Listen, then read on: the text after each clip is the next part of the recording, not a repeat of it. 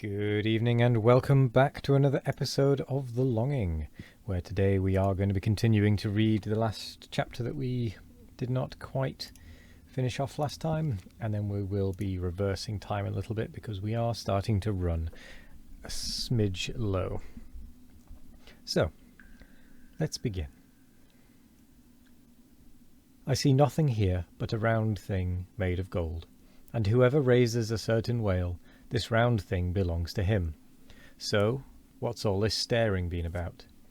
It is worth $16, that's true, and at 2 cents the cigar, that's 960 cigars.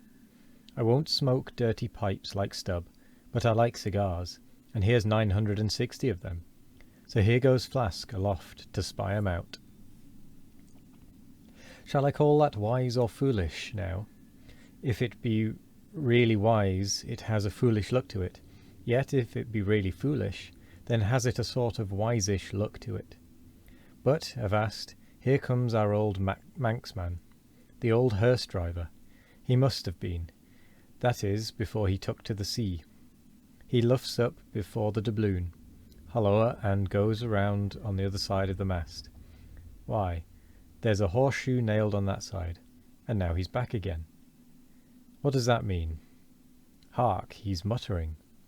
Voice like an old worn-out coffee mill. Prick ears and listen.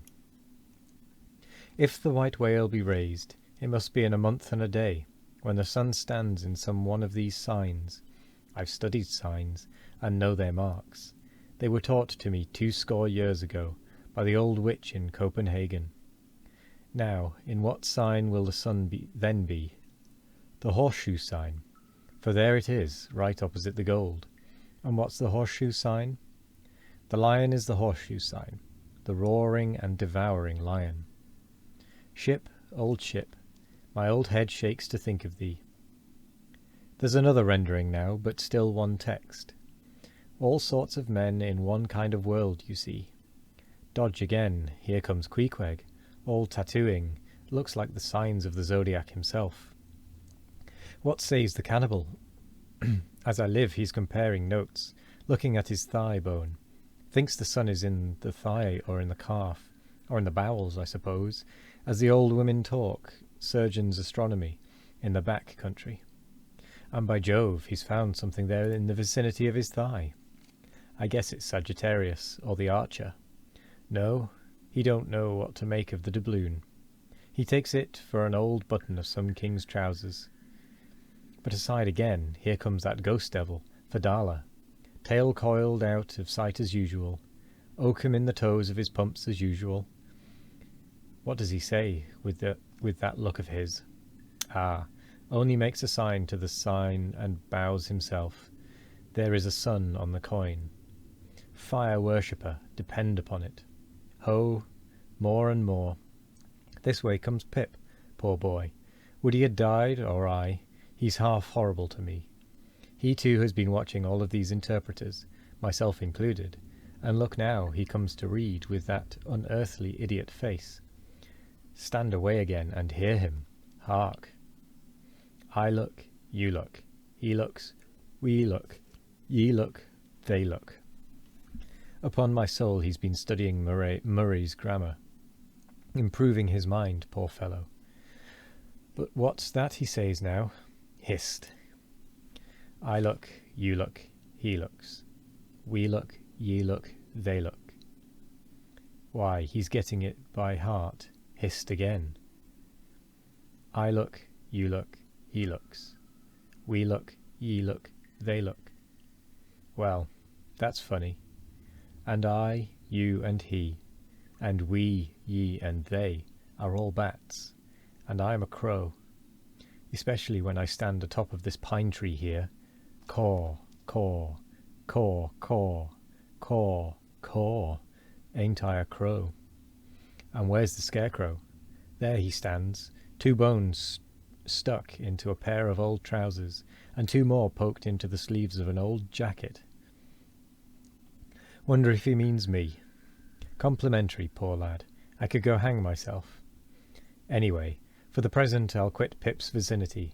I can stand the rest, for they have plain wits, but he's too crazy witty for my sanity. So I leave him muttering. Here's the ship's navel. This doubloon here, and they are all on fire to unscrew it. But unscrew your navel, and what's the consequence?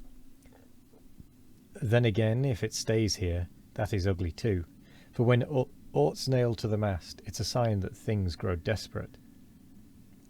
Ha, ha, old Ahab, the white whale, he'll nail ye. This is a pine tree. My father in old Tolland County cut down a pine tree once, and found a silver ring grown over in it. Some old darky's wedding ring. How did it get there?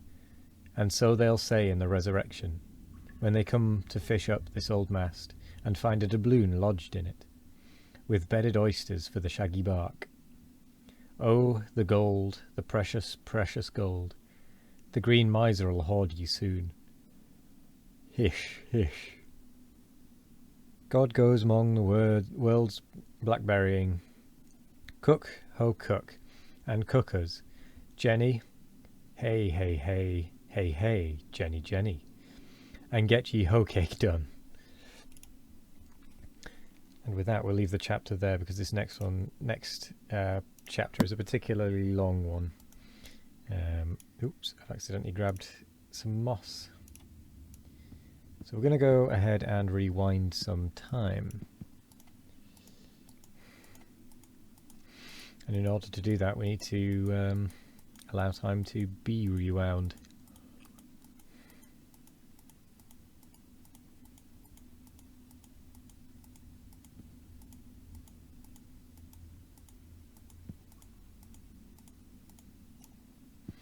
There we go. Let us now make a fire.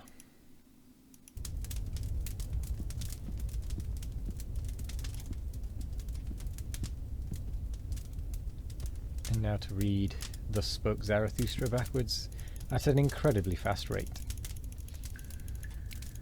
so as to rewind the time once again, as we have done many times before.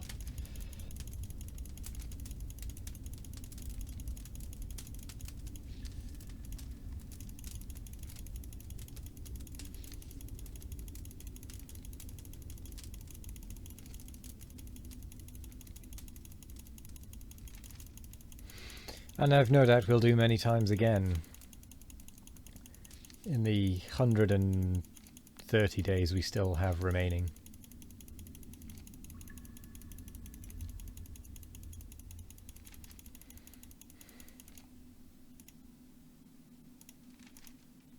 Right, since we're about to lose the... There we go, there's the reversal of the time gone. So we'll once again start a blue fire.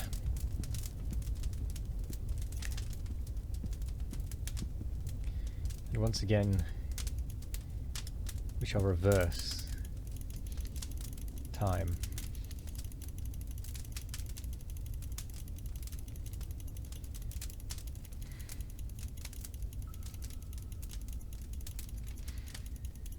For I like having the time still ticking.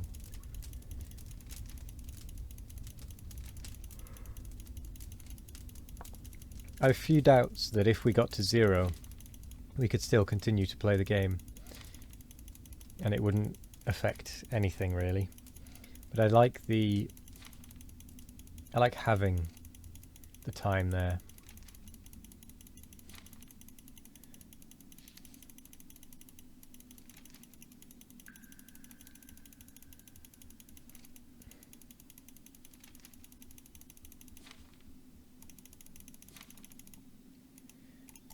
Okay, so now we need to slow time back down.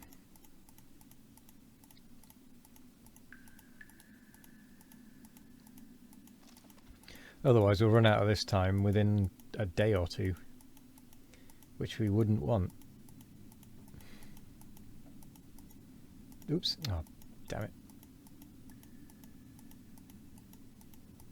I missed the thing that would allow me to change the speed.